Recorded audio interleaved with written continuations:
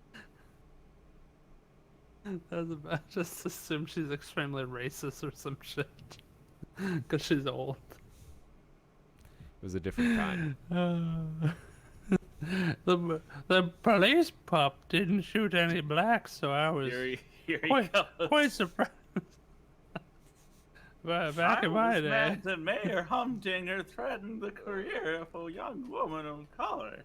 That was my favorite part of the movie. Back in my day, I would suck and fuck my way to the top of Mayor Humdinger's In my cabinet. day, we would fire negresses like that. Holy shit.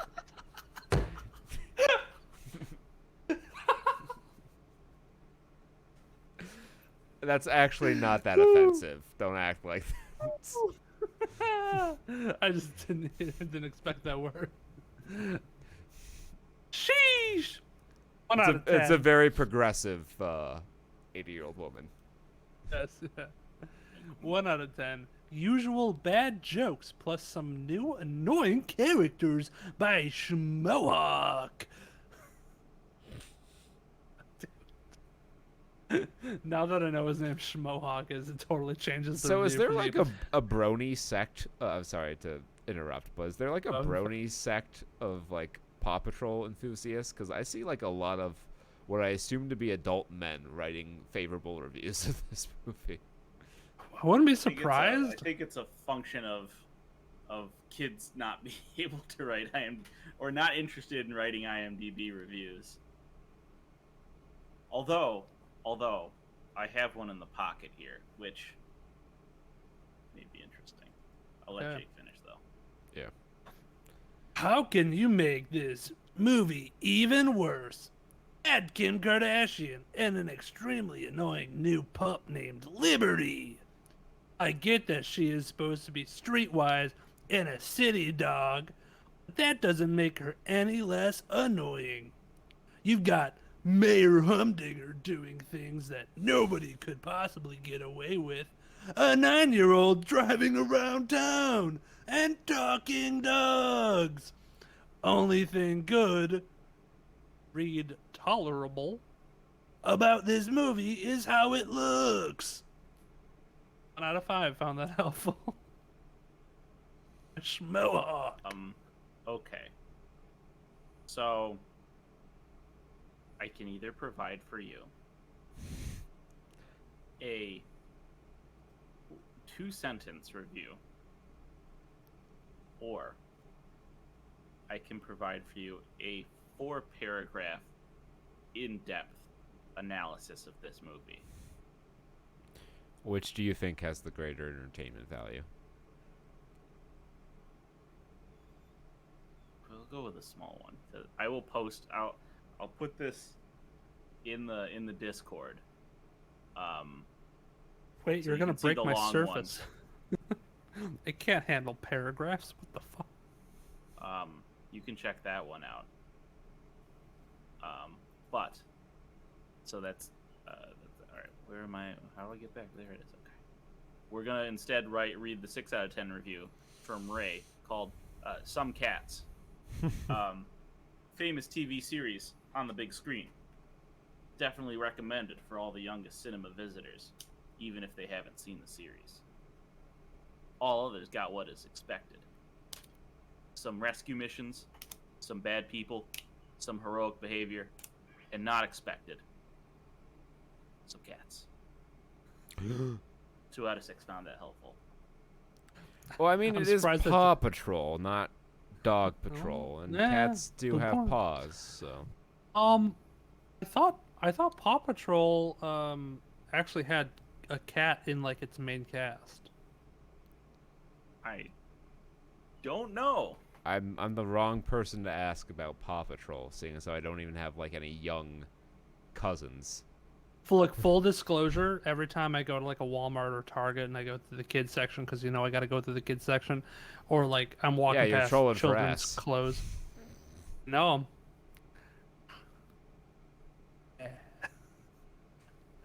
For the sake of not being arrested, live Discord, I'm not going to go further. FBI, this room right here. This is where I heard the man talk about having sexual relations with a toddler at Target's Lego section. So every time I go by a Paw Patrol thing and I see Chase, I always flip him off and go ACAB.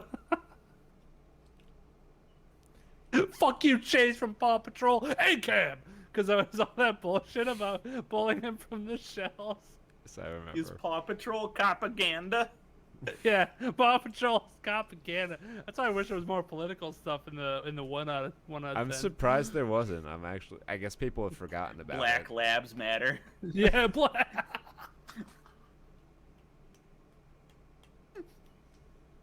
You see how aggressive he was in arresting that black lab? Stop resisting. Funny Stop- because cops shoot dogs all the time. There's nothing funny about that. Do, and it's upsetting. Jungle Cruise in third, $6.3 million in its fourth week. It's made $175 million worldwide, plus whatever it took in on the old Oh, it's Disney sinking Plus. like a rock. Ha, ha, ha.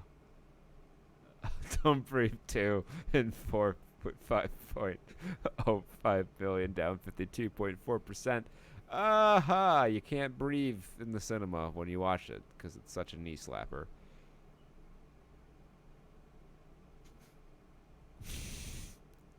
Respect down to fifth. No respect. This is what happens when we film at night. It just devolves into weird hours. Getting no respect. It's not the Rodney Dangerfield movie, but it's getting no respect. That's the sequel to this shit.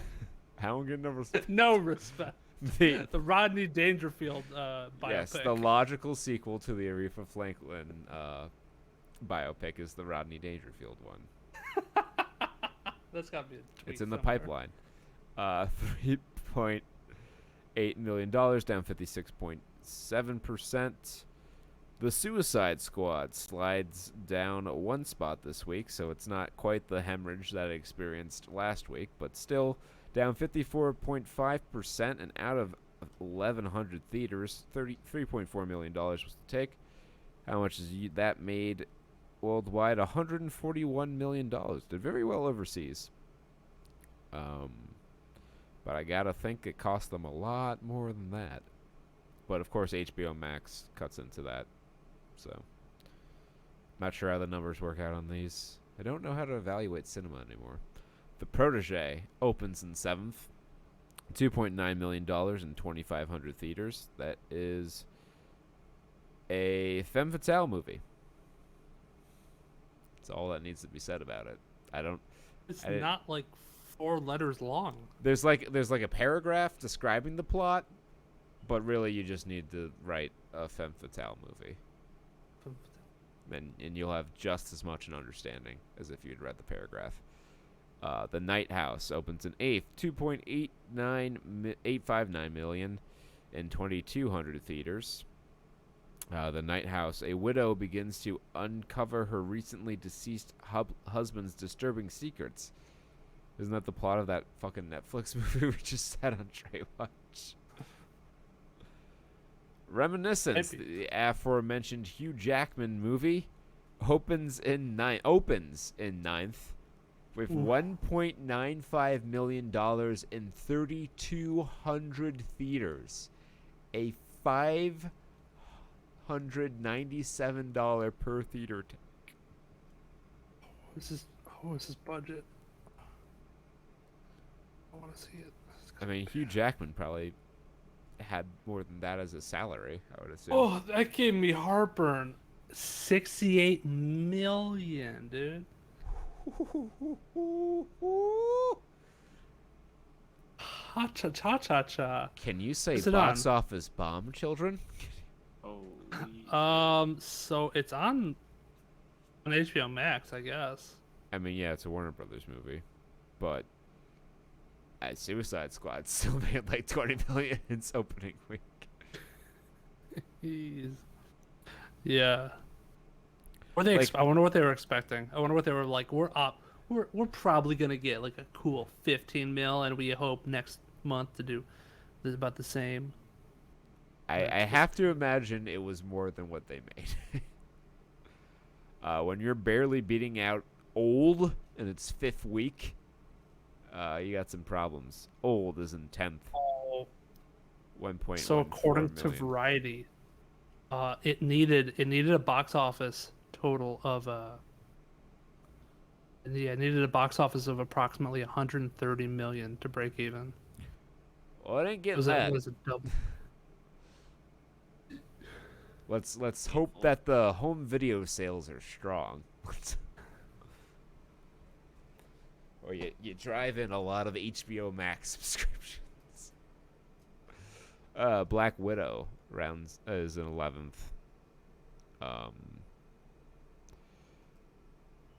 Let's see what the long man is. La Piscine, at 15 weeks, is our current Iron Man at the box office. Made a cool $3,700 in 2 theaters.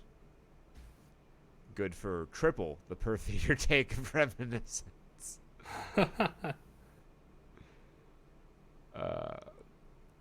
Yeah, that's the longest. Quiet Place Part 2 still in theaters. That's surprising. Did Raya drop out? Yes, Raya's gone. Rip. Rip Riot.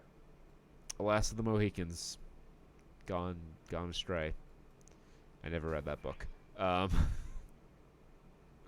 only read it the Indian covered. Yeah, that's a throwback right there. I haven't thought about that in neon 2 decades. Just like I haven't thought about Overwatch in a long time, but apparently Blizzard did, because they felt it was necessary to rename McCree, as he was named after a former Blizzard employee who resigned in disgrace. I would have just thought it was a reference to Mad Dog McCree. So I don't know why they felt the need to state that publicly and change it. Was his actual last name McCree, or was that his nickname? I don't remember, because I know a couple of them named after I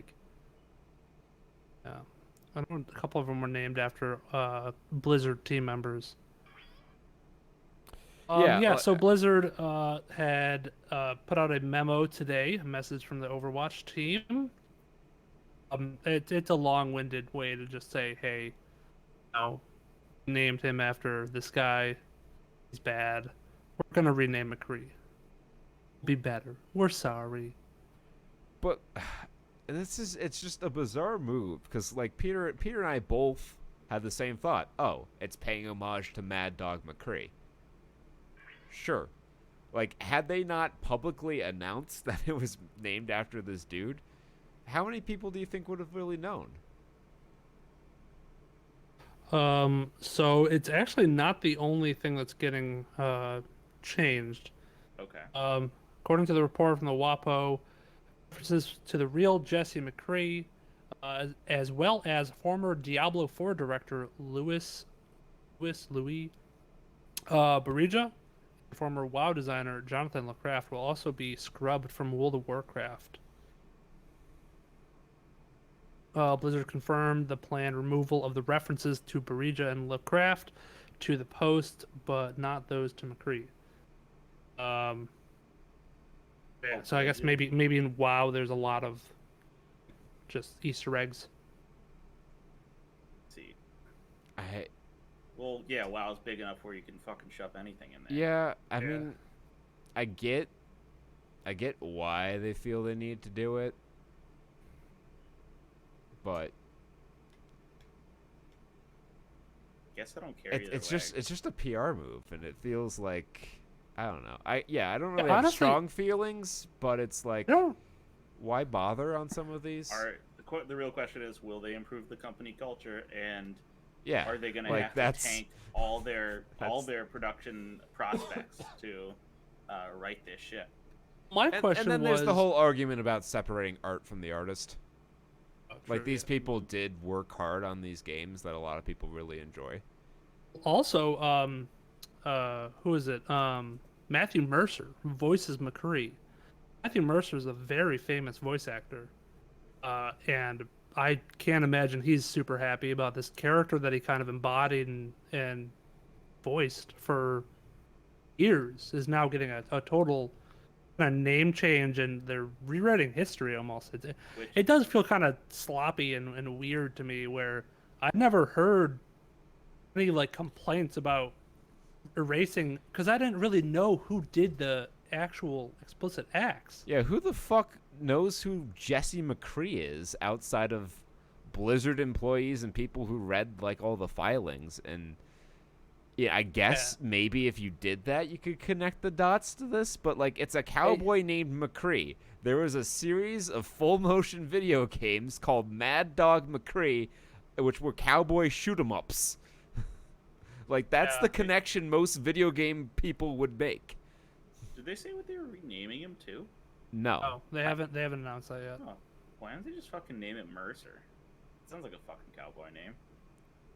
Yeah. Merker. Merker. Merker. It's Yeah, I me. mean that works. It's High Merc. I'm the Merker. I'm a Merc ya. That's why they Name's call me the Merker. Merker. Because I Merc people. Yeah, I Favorite mean, type they of could do a lot drawing of things. instrument. It's a Merker. I wonder if it's gonna be like an homage, because I was like, my instinct was like, oh, what are they gonna name him to, like M or something like that, or like Mickey? Probably Oh, just a is it gonna be suitable. similar? I would assume it would probably be a similar westerny kind of name. Gonna name them after the victims. I fucking if they do that, and I could see them doing that too, which sucks. Oh, dude, I would be so fucking mad. As an homage to the girl who hung herself or some shit, the one who offed herself. I don't know any Oh, of this. that's what I- one of the big I didn't read that deep into it. was one of the big things that happened was there was a employee. It was on a employee vacation, where she was having sexual relations with, I think, her manager or somebody high up in the company, and they had received explicit photos that they were passing around during a company party, and she found out that everybody was seeing her nudes, fell into a deep depression, and then offed herself in the hotel. Sounds like a cyberbullying seminar. Yeah, literally sounds like some shit from like a bad training thing. It's. We're not trying to make light of the situation. I want to make that perfectly No. clear. But like, it's one of those. I guess it happens. Like, you sit there in school, you hear like the presentation people talk about cyberbullying and how this and this happens. You're like, that. Come on, how often does that happen? And I mean, sure, we can probably say the same thing. Like, of all the people who have interactions like that, probably a low percentage end up killing themselves. But it's sad that there are any that do, or have to go through that in the first place. Yeah, that's why they were saying, perfect way to describe this is frat boy culture, just widespread in this company, and this is one very strong example of that. I mean, to do that to somebody is incredible. It's unbelievable. That's why it's like it sounds like it's out of a story. Is why it's crazy. But it happens. So that's what one of the big things that happened from this. I'd be really upset if they just, I don't know. It's all fucking dumb, because I don't really think anybody was complaining that they kept the name McCree. I know original fans, they made a big deal about it to begin with. If you watch a lot of the early promos of Overwatch, when they were introducing these characters, I think they had gone and made a big thing about naming it after Jesse McCree. Like, oh, this guy's named after this guy, and they had him come up and say some things because he's a high up there. Nobody was like, oh, boycott Overwatch because they're named after a sexual assault person. Sex pest. Sex pest. A sexual assaulter. That's it. When you're done, you're a sex pest. It's over. You have to run off to Spain. That's what I did. So yeah, it's it's weird. This kind of broke last second, and I kind of had to look it up just to, like, really? Yeah, Sure enough. it's kind of weird. Speaking of kind of weird things, you can now watch Martin Luther King's speech, "I Have a Dream," Fortnite. That's the new season of Fortnite. This is the new season Civil of rights. Fortnite. Civil rights. So actually, Right it goes next a little to bit. Tomato Town is now the National Mall. It's actually kind of cool what they did. I'm not gonna lie. There's a little bit of cringe to it, but I kind of like what they did. So Fortnite has started something. It's not from Epic Games, I believe. I think it's a collaboration of some companies. I think there was also some talk Sony getting involved and pushing this as well. It's March Through Time. Presented by it's a collaboration between Time Magazine, and Okay. Sony. And I guess they recreated some portions of DC. Like I saw the Lincoln Memorial, and I think there's a museum that they recreated in it too. And you can go and visit. I don't know how pro it is, how much of DC they have. You can visit there in the game in like a custom lobby or whatever in the game Fortnite. And I don't know, watch the speech, visit the scenery, and they're kind of like recreating the civil rights march on Washington. March down Washington. And I guess you March down can Washington. get your pickaxe is now a dream sign. Not after the Minecrafter dream, Minecraft player Is this dream, really the most tasteful way to honor his legacy? I mean, it's probably more tasteful than that joke Peter just put in the Discord, but so it's weird. I kind of like the aspect of like recreating different places in the world, and then going to visit them. In Jesus Christ. But is Fortnite really the place for that? I Like, don't know. yes, it's a cool idea, but like I feel like that should be like its standalone educational program and not baked into fucking Fortnite. Sure. I don't think it's like I think it's like a one time only. I don't think there's like an event you can go do. Like you're not playing a game. It's like one of those virtual concerts. Just kind of weird that it has to be hosted in the game Fortnite, but you're attending like an event. You're not actually playing the game. So you're not like shooting or grabbing loot and like competing for something. But it is a little weird because then okay, you can still dance or whatever. So are they gonna like? Are you gonna be doing like the fucking the flossing dance on Martin Luther King's having the I Have a Dream speech? Is the Cosby Dodge, has that made it into Fortnite as a meme? Because he might do that and the bullet flies by and he lives the rest of his life. Hey man, it's bizarre, but it's a little cringe. It's a little interesting for if they were to do some sort of different iteration of it. Fun facts: Anne Frank and Martin Luther King Jr. born the same year, along with Barbara Walters, I believe, 1929. Both died before they should have, though.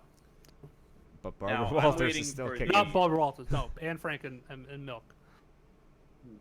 I'm waiting for the history of the CCP version. Well, I get to see I want people to download the Chinese history textbook into your Fortnite game. I want little kids say. I want great somebody to like evolution. mod this. I want somebody to mod this shit and like. Yeah, that's the start other going thing. to town with like CCP. There's a large potential for this to get retelling of the bastardized. Soviet Union. The great vectors for propaganda. We had the radio, then we had the television, and now we have Fortnite. Early telling of I think the issues in internet is the Afghanistan. greatest. The funny thing about Afghanistan is that we watched the Soviets do the same fucking thing, and then we did it anyway. Yeah, yeah. And we knew about the Brits doing it too, and we were like, nah, we got it. No, this time it'll work. Trust us. The Brits are just like, all right, old chap, you're gonna have a heck of a time.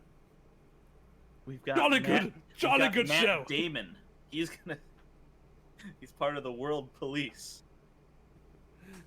Yeah, Britain, but did you have Matt Damon? Secretly, it was funded by Hollywood to just make a shit ton of movies about it. Now we're gonna have like this 3-movie marathon of our shit show leaving there. Because I that's the only thing I can think of. Is the amount of movies they're gonna make about us leaving. People need to fucking Afghanistan. stop clutching their pearls about that. Like, as a quick aside, like everyone knew this shit was gonna happen.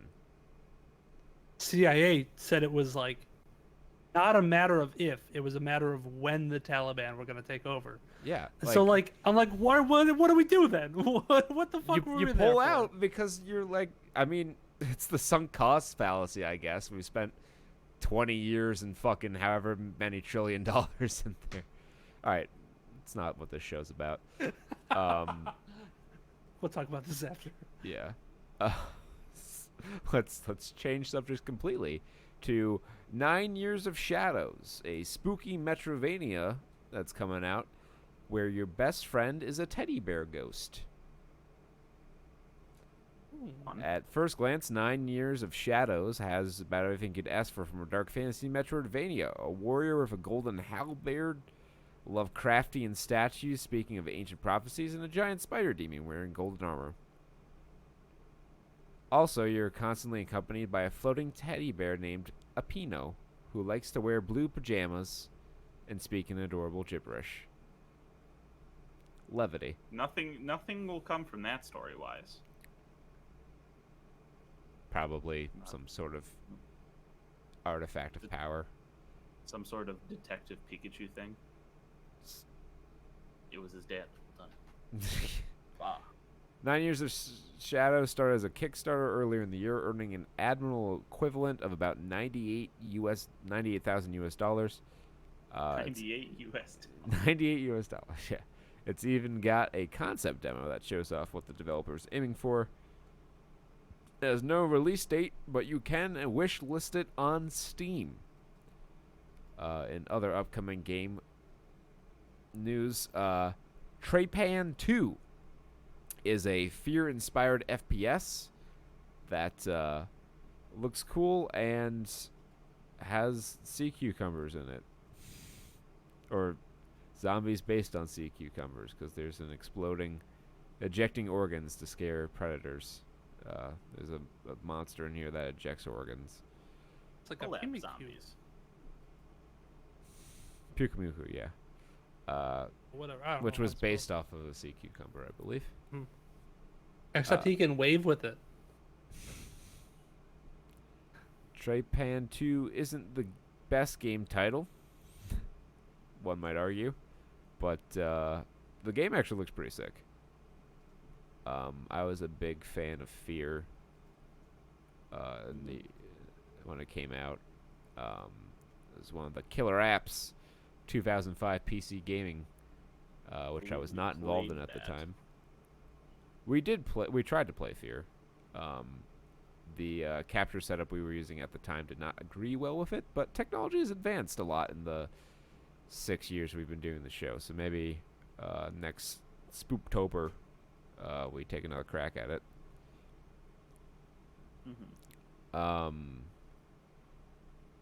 So that's cool. I just want to talk about this game because it looked cool.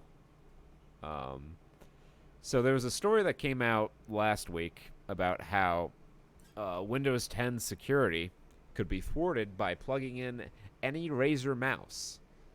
Some weird driver level hodgepodge of spaghetti code allowed any user to gain administrative privileges on their system if they plugged in a Razer mouse. Not to be outdone, SteelSeries mouses do the same thing. A white hat hacker discovered an odd exploit which allows you to give yourself full admin rights on a Windows 10 PC just by plugging in a Razer mouse and installing Razer Synapse, which I guess isn't that big a security concern because a lot of systems would require you to have administrative privileges to install a new piece of software. But you can... To first get admin privileges, you must have admin privileges. But a Twitter user who goes by @Zuck, ZUKOX3A, discovered a similar exploit with SteelSeries headsets, mice, and keyboards. Like with the Razer products, the problem lies with the hardware's proprietary software, in this case SteelSeries Engine, and gives itself system-wide privileges without asking the system administrator's permission. They say theoretically someone could go around to your workplace PC when you're not allowed and plug in a dongle for a wireless Razer or SteelSeries mouse, install Synapse or SteelSeries Engine, and gain full system privileges. Again, typically that would require having elevated access to begin with.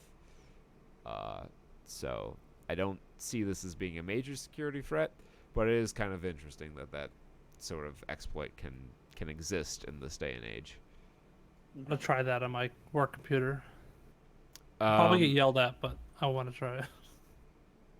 So remember how we were so happy about Magic the Gathering cross Walking Dead that we did a whole episode about how Magic is dead? Well, we're getting more with crossovers of Fortnite, Warhammer 40k, Lord of the Rings, and most puzzlingly, Street Fighter.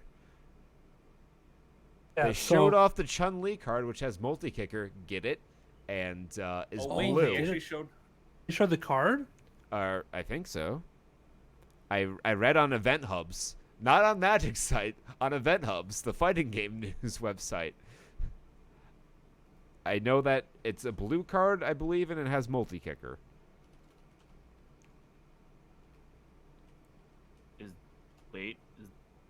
No, that's a fake card. Did they pull it? I remember reading it on Event Hubs, so it must be true. Well, if anyone's gonna have it, Mythic Spoiler will have it.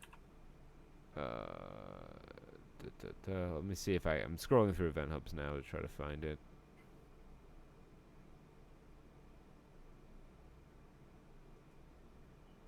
They post so many stories a day. Okay, yeah, Street Fighter Cross Magic. World Warriors will be a featured secret layer drop collection, which essentially means, Chun-Li is the only character so far to be confirmed on the set card with multi-kicker mechanic. Okay, so I guess they didn't show off the card. They just confirmed that Chun-Li will be a card and it will have multi-kicker. Okay, I like the flavor. So if I had to guess, well, it depends on what they do with it, right? Because they're all going to be human warriors, except for maybe Blanca could be a beast. And I wonder which one. I think they're just going to do 5, and they're going to like make them lazy colors. Like Chun-Li's probably going to be a blue card, even though her character really isn't blue. It's more white. Ryu's going to be a white card because, of course, he is. Yep. I guess that actually kind of fits a little bit. He's a protagonist and a human, so and could be red. White. Ken's going to be red probably just because he wears a red gi, not necessarily because he embodies red as a color. No. Blanca is going to be a green card. And green or Golgari, yeah. He's probably going to be green. Because M. Bison's going to be black. Yeah, M. Bison will probably be black. And those are probably the 5 they're going to do, if I had to guess.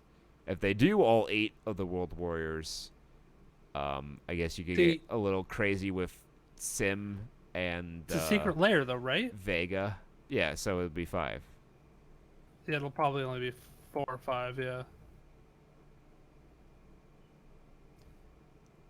So this is the new debate about it. Did they say... No, they said if they were going to be mechanically unique or not. I don't think they are. So I think the main difference between this and a lot of the other ones, because everybody was up in arms about Walking Dead, where Walking Dead are mechanically unique cards that were available only in a secret lair. These are available in a secret lair, but I do not believe they are mechanically unique. I think they are going to be Godzilla style, where they are basically alternate arts with an alternate name to an already existing card. Which makes it Which a lot more puzzling to find cards is that better. really kind of fit with that. I mean, like, it's better if they're going to be in black border, yeah, but I wouldn't mind something like on flavor for Street Fighter if you just slap a silver border on it. Sure. I mean, yeah, they could. I would be 100% okay with that too. I mean, they did that with the My Little Pony stuff. Done that with the Autobots. I would totally cards. be able to fucking Ken Commander deck. I think they just want to be like, hey, it's okay to use this card or something like A that. Ken Mander deck, if you would.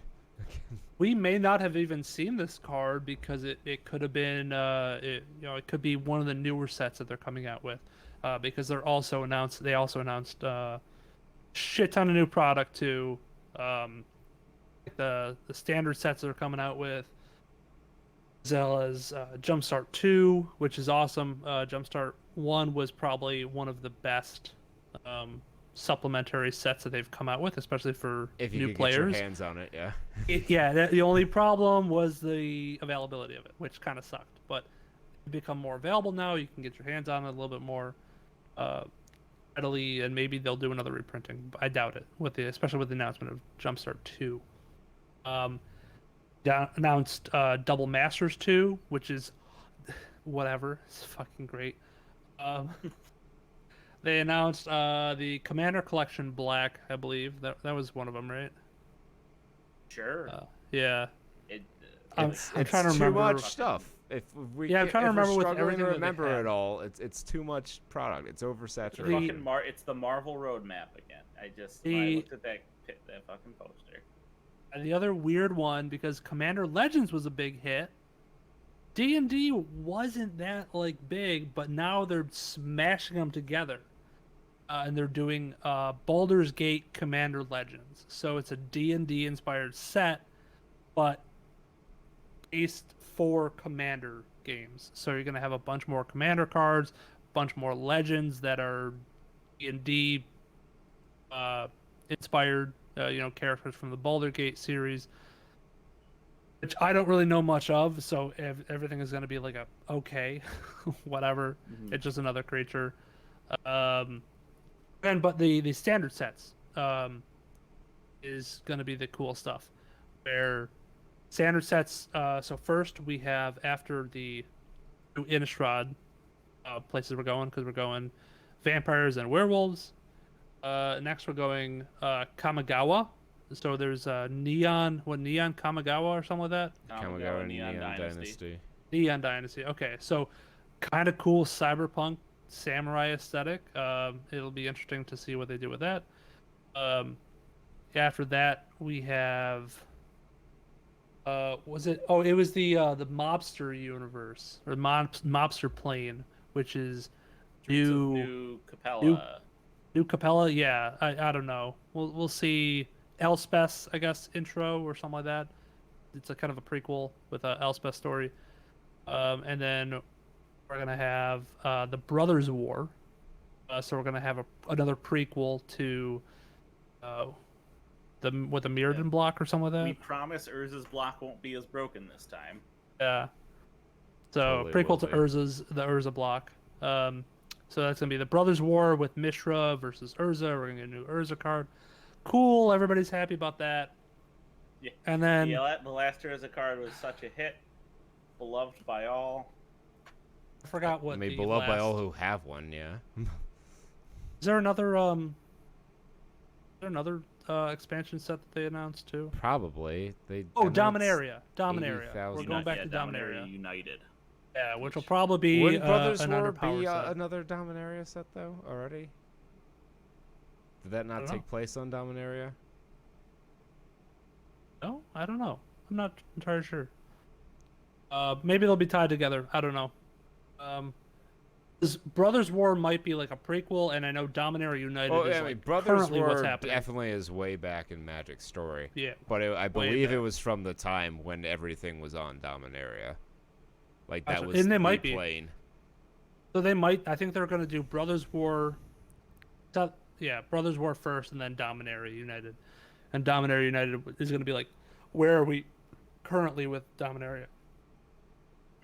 Yeah. All right. That's well, it. Other than the secret layers that we know of, which are the Fortnite, we have no fucking clue. It's going to be just alternate art for pre-existing cards, and a Street Fighter. Oh, how could I fucking forget, Jake?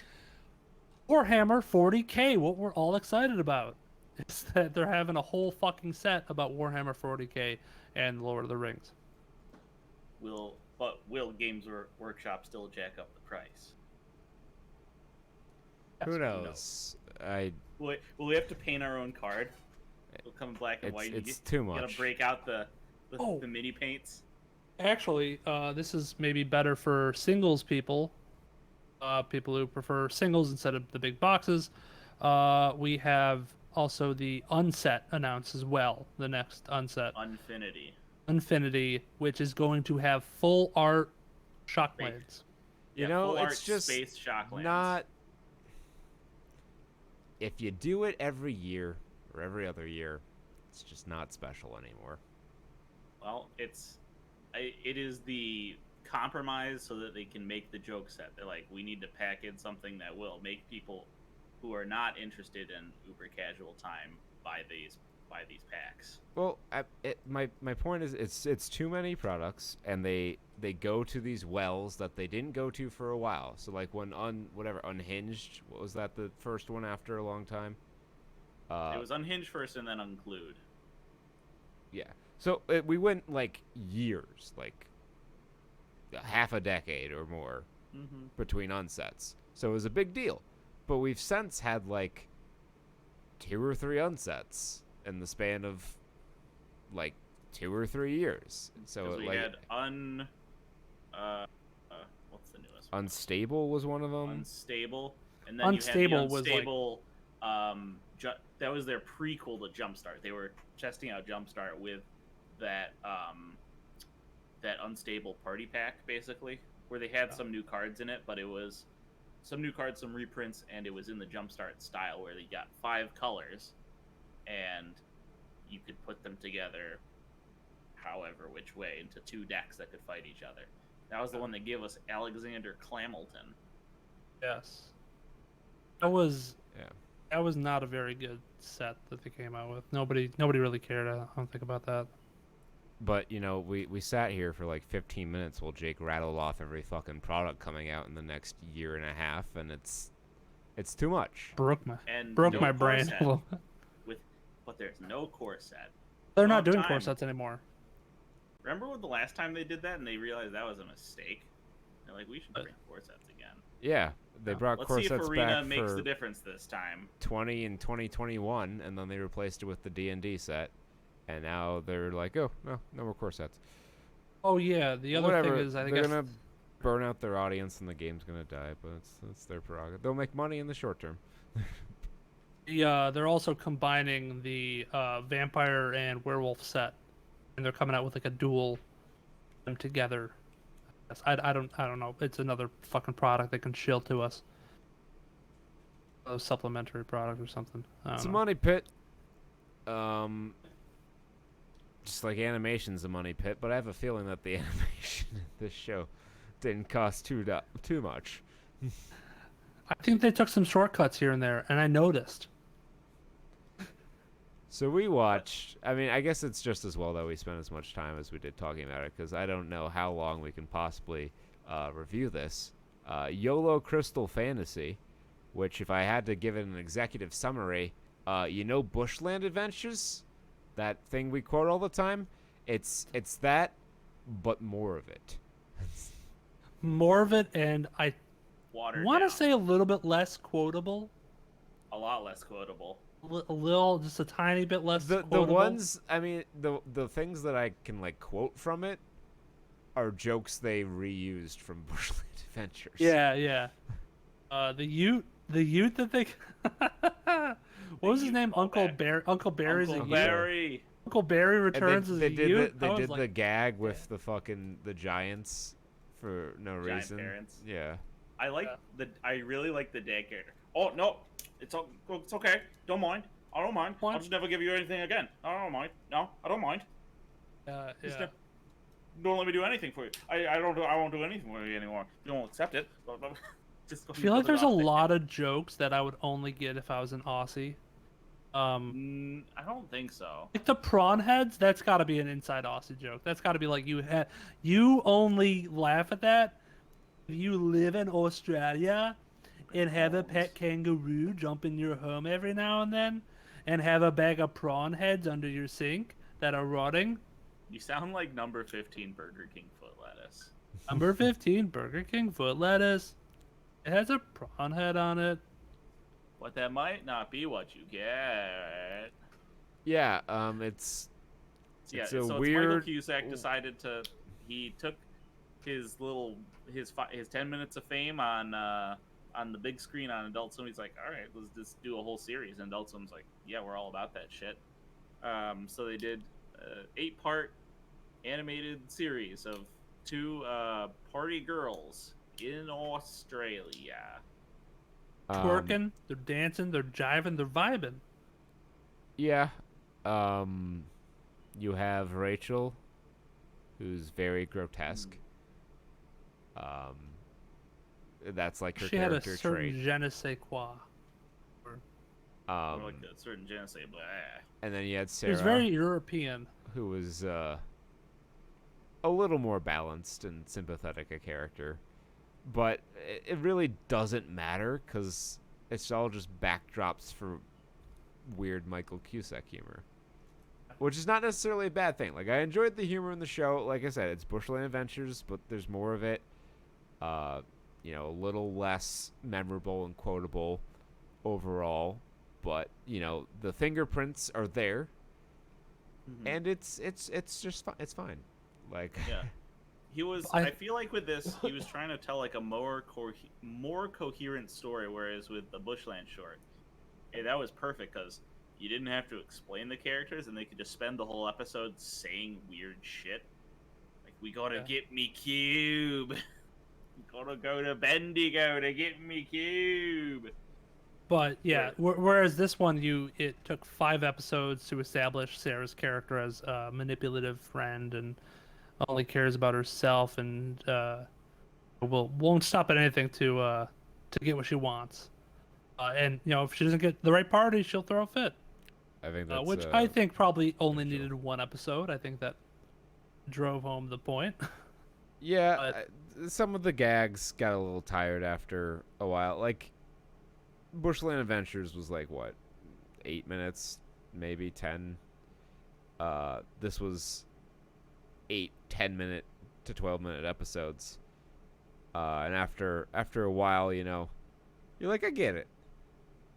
I think the shiny little crystal that's in every episode that I like is that they always find a way at the end to pay off, like, to watch that long joke that, like, okay, I get it. She tried to find a back door to the place, and her friend wants that meat platter, but yeah, okay, I get it. And then there's that nice payoff at the end. And that happens like almost every episode where you kind of get bored if they kept telling that same joke over and over again. You're like, all right, that episode wasn't that great, but it takes that turn at the end and it pays it off, and it's like, thank you for watching 10 minutes of nonsense. Here's a minute of goofy fun. I laughed at parts of every episode. Like, I'm not trying to shit on the show. I enjoyed the show, and I think if you enjoyed Bushland Adventures, you should definitely watch this show. Yeah. It's a quick watch. It's only like 80 minutes in total. Entire season.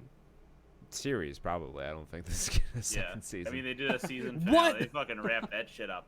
Well, I say that because when I first looked it up, it was like, you want to watch season 6, episode 1? And I'm like, what? What? You're trying to pitch to me. Strange. Yeah, I think he needs like other voices at the table to make it work. Because Smiling Friends was also a smash hit because and that one had A Zach lot of from people, yeah. Pony, and yeah, had Mike Stacklasa in it, and they just put their audible spin on it. They put that in there, and he just got to animate the insanity, and I think that's a nice balance.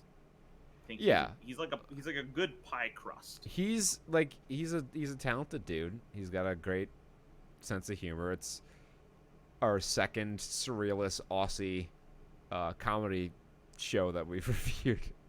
here. Wicked imagination. I mean, come on. Some of the stuff I couldn't Terry Cup. possibly. Terry Cup. Terry Cup. Terry Cup. Yeah. What?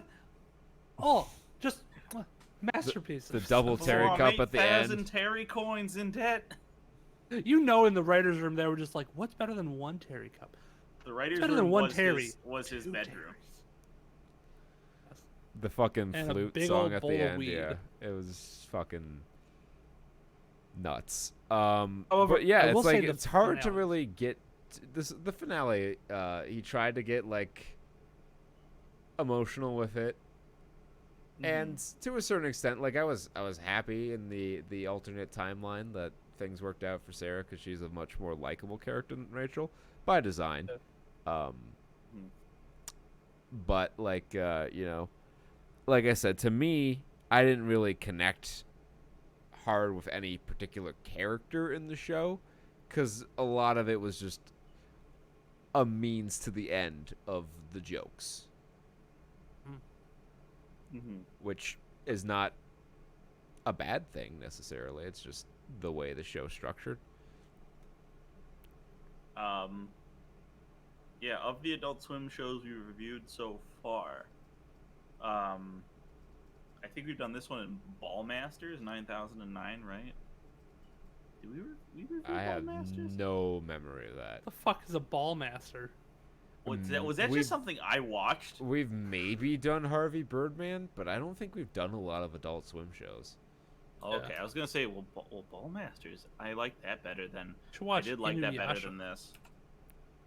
I mean, yeah, like as far as Adult Swim shows go, I would rather watch Mike Tyson Mysteries or Venture Brothers over this.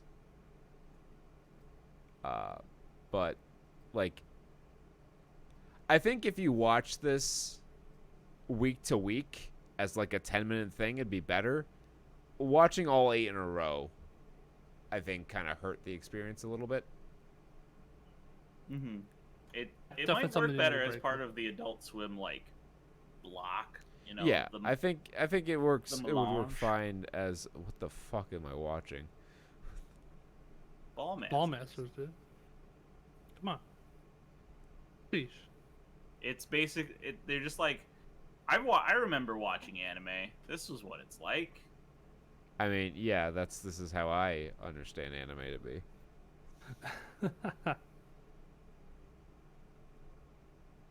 Kurt's in triangled here. It's Yeah, we could it's make an this a audio review sometime in the future. visual sensation for sure. Yeah, kind of a shorter review, but it's a I mean, short show. it's only 80 minutes of content, and it's a lot of similar content. Yeah, again, from episode to episode, you can also get the same jokes every now and then where, oh, haha, they're going to find a party, and then that party, kind of some shit happens, something goes awry, and then it's like, oh, wow. Oh, innovative. I like- Yeah, and you always like the knew that wizards. like They're something's fucking good. fighting. Yeah, the Wizards was The great. Bindi men are so OP. They're too OP. Mom, he's not playing fair. I got Supreme pizza. I got a pizza Supreme. It's getting cold. Oh, Supreme. Oh, Supreme! Sick! I may quote that. I mean, freaking like I fucking said, pizza. there's quality stuff in here. I'm not trying to poo-poo anything about this. It's just it is this is very awesome. much what it is. It is a Michael Put me back in my Cusick show nest. where you know it's not gonna work out for the characters. Like some shit's always gonna happen to them. Nan's rubies.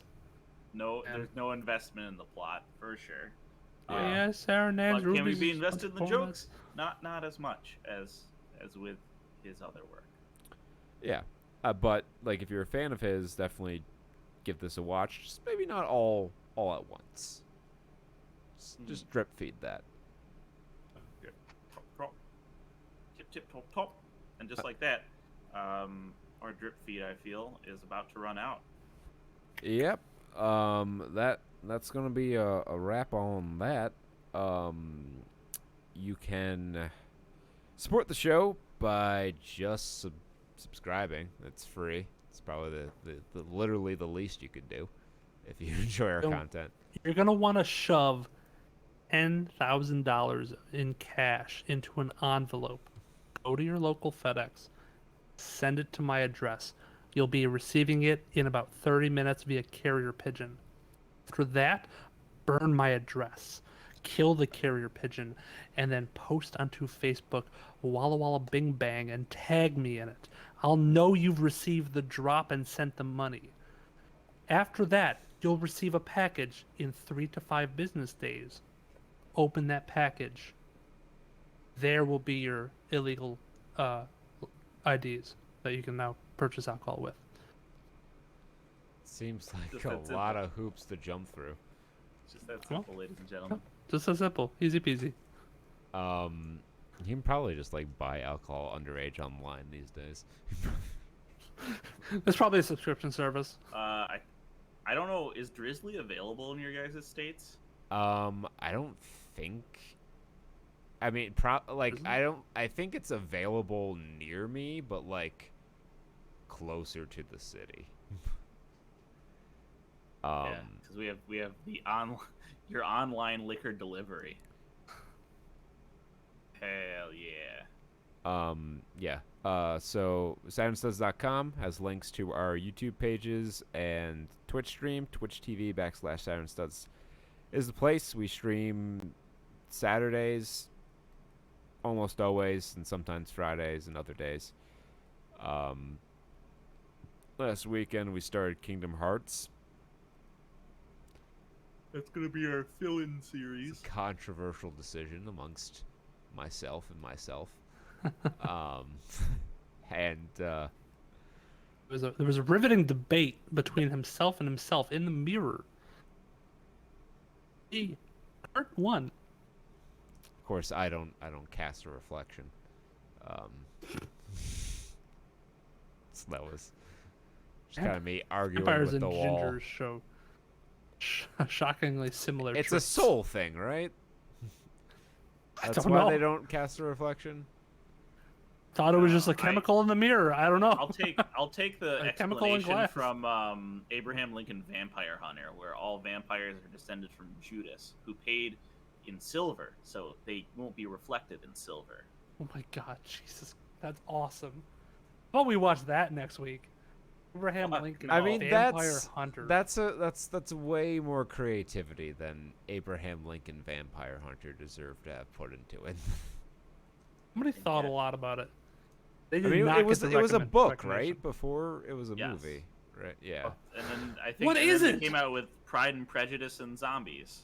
Yes, I remember Pride, Prejudice, and Zombies. There was also a much lower budget, like FDR movie where he like fights Nazi werewolves in his machine gun equipped wheelchair.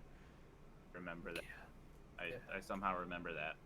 I think we found that on the cast or Because something. yeah, I've brought it up before. Because I remember when Yeah. Abraham Lincoln Vampire Hunter was out, we found it in high school. We never watched it, but we're like, this is a movie that exists also. But yeah, you can check out the stream, 8 p.m. Saturday, other days, also sometimes Twitter. You can monitor that for when we're going live. At Studs Saturn is the Twitter handle, but all of that is on saturnstuds.com. Once again, if you feel so compelled, you may donate at the link in the description of every podcast episode. But again, just subscribing and sharing with a friend is the easiest and least costly way to support the show. And until next time, be well, stay safe, and party like it's 1995. Bye.